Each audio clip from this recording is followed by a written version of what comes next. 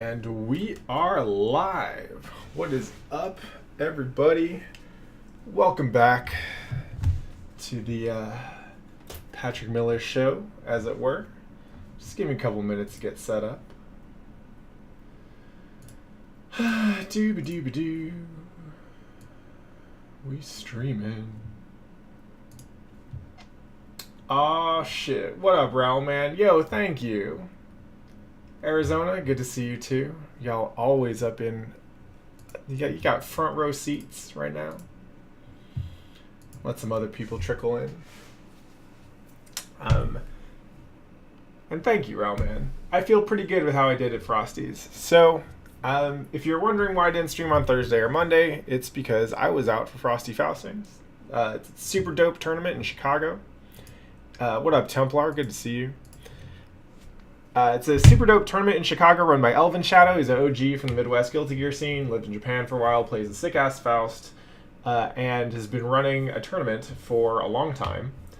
It's like the anime version, or the Midwest version of CEO Otaku. I guess Frosty probably came like way first.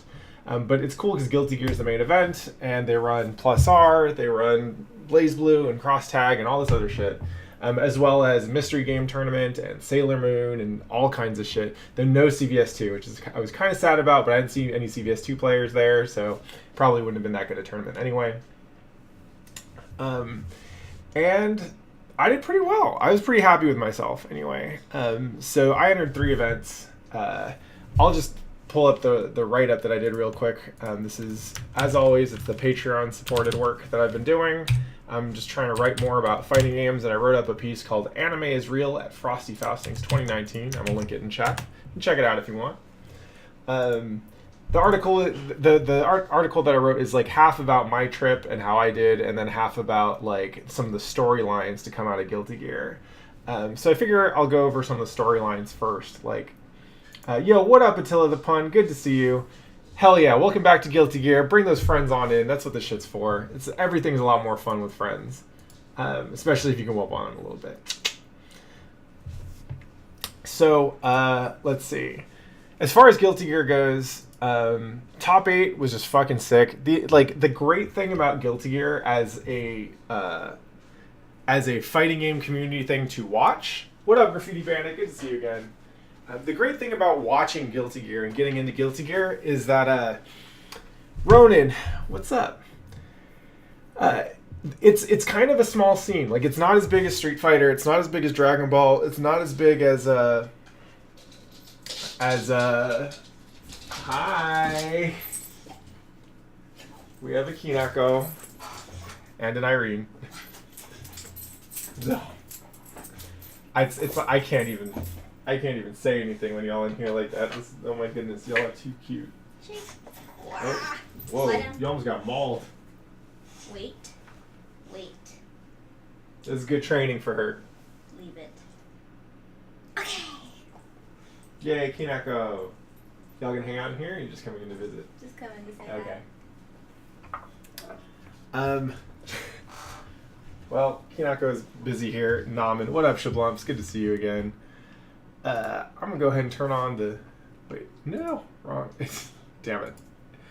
Well, hey, dog. You gonna hang out in here with us? Okay. All right, then the Kinako cam is going on. We're gonna edit this title card real quick.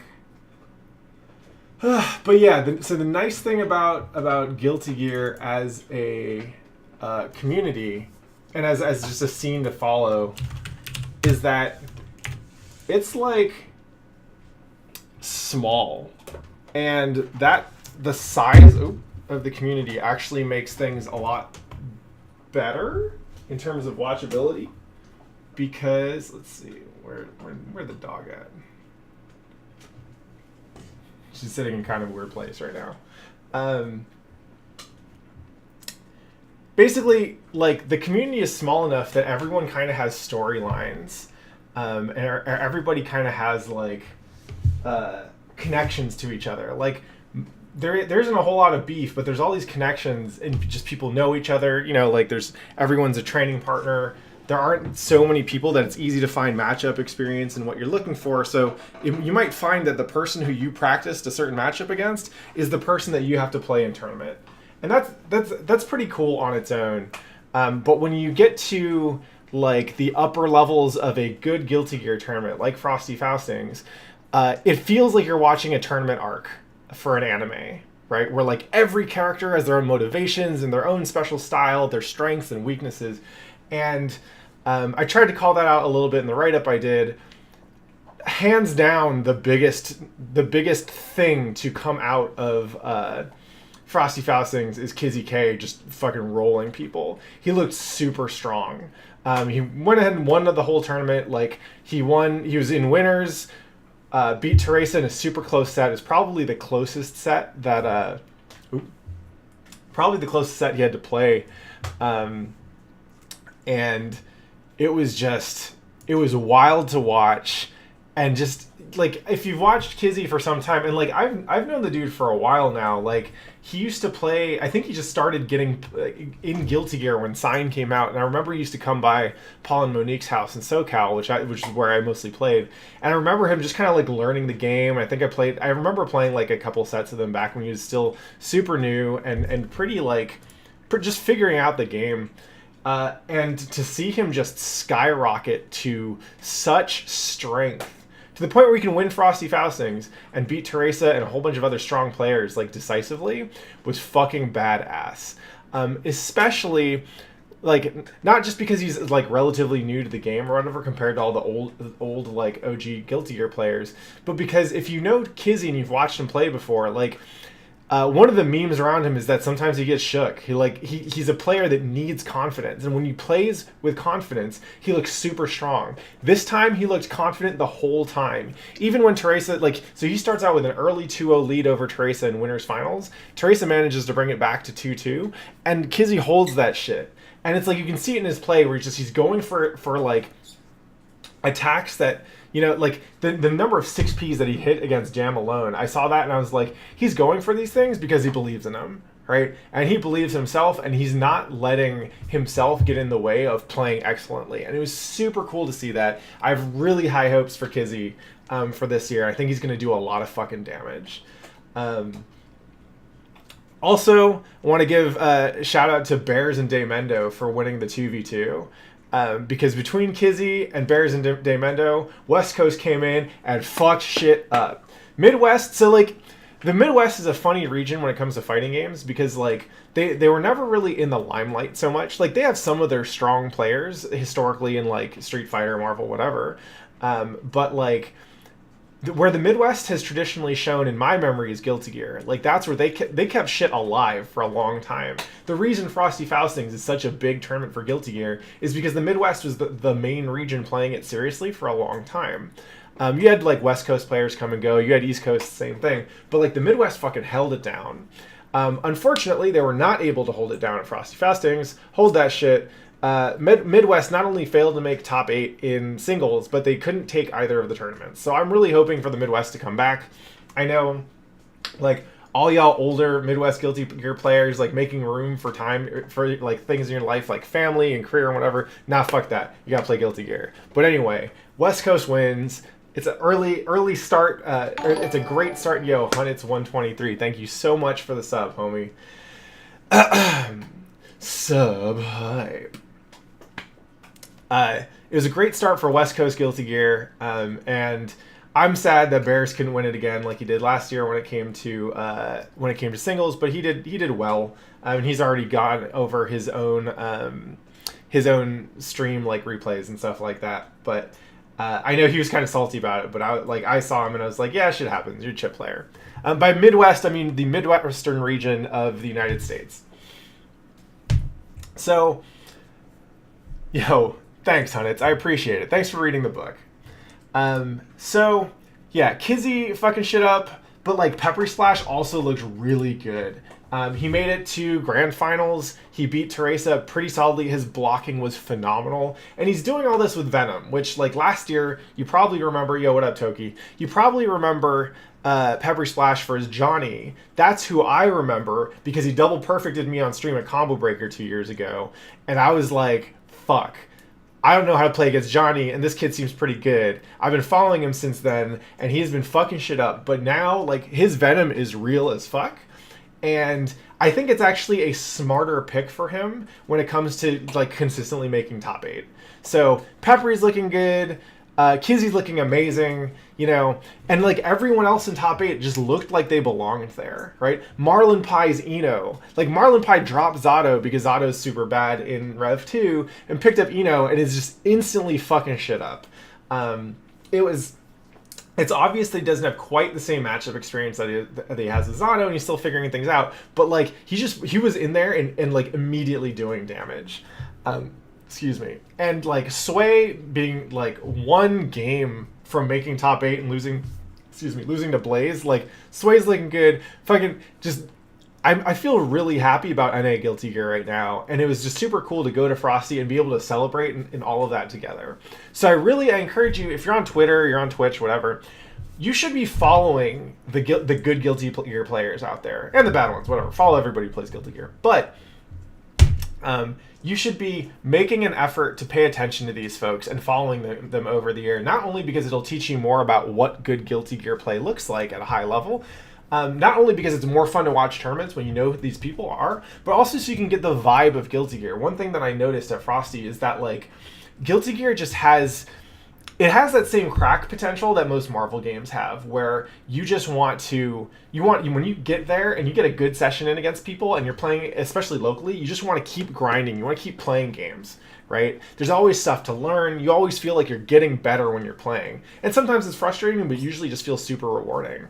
Marvel is also really good at this, but Guilty Gear players tend to be much nicer than Marvel, and I love Marvel players. I went hard on Marvel 3 and I played a bunch of Marvel 2. It's just like the vibe around Guilty Gear is a lot kinder and a lot easier to get into. And I think it's because everyone knows what it's like to be new. Everyone knows that, like, you can play 8, 9, 10 years and still get washed by someone that you just weren't ready for. So I recommend, like, paying attention and following all the great Guilty Gear players, especially the ones that make top 8, top 16, top 40. So, we got an anonymous gift for Templar for a sub. Thank you so much, y'all. I love seeing the sub gifts. It's super cute.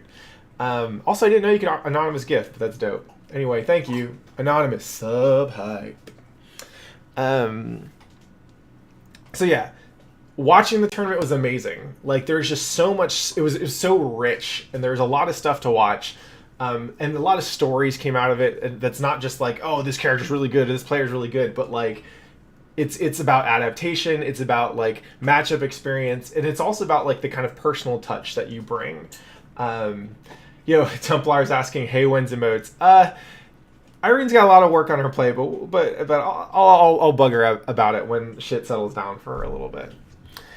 On top of the tournament itself, like, or the top 8, like, I didn't make top 8, I didn't get anywhere close to top 8, but I had a blast at Frosty's. I highly recommend it if you like.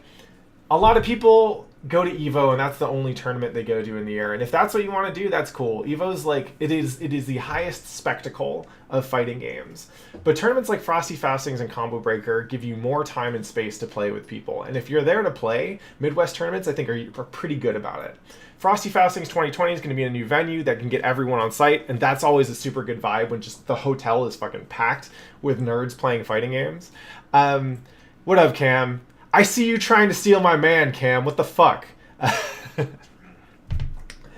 But it's a super good tournament, especially if you're trying to play Guilty Gear. And so I entered teams with Hano, who's a Jacko player from NorCal like me. We're Team Hella NorCal. We had a real good run through the team tournament, and Waseda format is super fun. So it's 2v2 best of 1, which means you get to pull out a whole bunch of dirty shit because you don't need to worry about having time to adapt. And so we did super good in 2v2s. I ended up getting to play Sarvets, the Big Sarv, the fellow Chip homie, in a best of 1 mirror, which was probably the most exciting tournament match I've ever played in my entire life.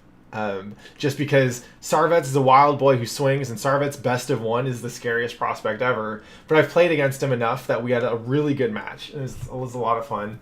I played in Mystery Tournament, and so if y'all have been in here for the last week or two, I've been training for the Mystery Tournament. It's super cool to feel some of the results pay off. So to start with, the games I played were Last Blade 2, which I won. What up, Sorensen? Thank you. Also, Joe, I hear that a lot. I actually I have a bad AI bot on Twitter, and it very frequently gets confused for me. So if you're ever following Pat the F _ ebooks, there are a lot of times where I can't tell the difference between me and it. Anyway, so I played Mystery Game Tournament, won the first round in Last Blade 2, won the second round in Street Fighter 2 for SNES, which was super funny because the guy I was playing against was a Skullgirls player who had played Street Fighter 2 like once in his life, and that blows my mind. Because, I've been around for a while. I have a hard time imagining people getting into fighting games without without having it happen through Street Fighter 2. Like, I know it happens, it's just weird to me because I can't imagine it. Because that was nowhere near my experience. Then I played this whack-ass Soul Calibur Wii game where you have to like waggle the controls, and I lost a pretty close one. Then won a game that was basically like a budget rip-off of Windjammers. It's called Disc Jam. And then I won in Gundam Battle Assault. And then I lost to the Soul Calibur guy in Plasma Sword. So, like, most of those games I had some reasonable familiarity with. I've played a little bit of Windjammers. And the Soul Calibur one was kind of a wash. Plasma Sword, I knew a character, because Hayato from Marvel 2 is in Plasma Sword. And I knew that he was, like, kind of basic Shoto-y type with big buttons. So I figured I'd pick him, and I won the first round, but I wasn't able to keep it up because the pace of the game was just super weird. There's, like, weird stuff around state in that game. But I felt pretty okay with how the game selection went. Preparing for Mystery Tournament is obviously hard, and there's some games in there that I wasn't like super ready for. Like someone had to play the original John Madden football. I played Madden 64 a bit, but it's. I don't feel like I would have been like had a decisive edge over anyone in Madden there. But overall, I felt like my prep for Mystery Tournament is paying off. And I got a better idea, because it's been a while since I've entered a Mystery Tournament. I got a much better idea of like how getting that early advantage and like limiting the opponent's ability to explore the game was super important. What up, Majin? So, like, when I was playing Gundam Battle Assault, for example, I picked Freedom because I knew that protagonist Gundams tend to be pretty good in the games, and Gundam Seed was the newest one for Gundam Battle Assault 3. And my opponent picked Tallgeese 3, and Freedom Gundam had... I quickly found out that Freedom has a 3-shot burst on the Buster Rifle, which tracks better than Tallgeese's ranged weapon. Which, not a huge surprise, because Tallgeese mostly gets cool shots of, like, stabbing shit in Gundam Way, right? So I figured, I was like, well, I seem to have figured something out, and I didn't give my opponent a chance to figure it out and adapt. I just kind of went in and kept on abusing that thing, and that was enough to frustrate him and put him on tilt. He ended up quitting early. So that like, it gave me some insight into kind of how just a little bit of experience and the ability to make early decisions and pay off can super snowball in Mystery Game, right? Because now, once I figured out the 3-shot burst, and we kind of both found out that my tracking on my weapon was better than his, which I played a bit of Gundam Versus, so I know how a lot of those games, I know the basics of how some of these games work. But that was enough to just shut him down. Like, he didn't have time to explore. He didn't really have time to figure things out. His strategy of kiting wasn't working because I was blowing him up on it, and it was how I took the win. Same thing in Last Blade 2, where like I just knew enough of how Setsuna works to know he has big buttons. I should pick the power style because that's what I was more comfortable with. And he has like a special move that hits high, so I can get some high-low mix-ups in. And that was enough to win the round. So the other thing that I felt went well about Mystery Tournament was I'm trying to get a sense for the taste of the organizer. And so I actually talked to the organizer to get a little bit of insight into what he's into. And some of it is just like, he honestly wants to make people play bad fighting games, which is great because I fucking love bad fighting games. So in the spirit of Mystery Tournament, we'll be jumping into a game that I picked up on Steam that was actually shown in Mystery a couple years ago. It's called Verdict Guilty. It was made in Korea. It's a lot of fun. I'm going to mess around with that a little bit on stream after I'm done talking about Frosties. Let's see, what else was there? So this Mystery Tournament, I ended up getting like 13th, or I think 16th in Mystery Tournament, something like that. I was one game away from making top 16. Let's see. Oh, I don't know what ASB is. I did call, I did call footsies being used in top 8. They actually used it for the first set in grand finals. And man, I would have been fucking ready. So I saw I think an earlier Mystery Tournament ran JoJo's ASB. I did see the Capcom JoJo's fighting game being played. So yeah, there's a whole bunch of stuff in there, and like the folks that run Mystery Tournament, like there's some real ones. So it's going to be hard to prepare for some of that shit. But overall, I felt pretty good about this preparation strategy, and I'm super stoked for Combo Breaker. So yeah, that's it. If you want to read more about my time at Frosty Faustings, go check out the write-up. It was a lot of fun to do. And with that said, let's go play some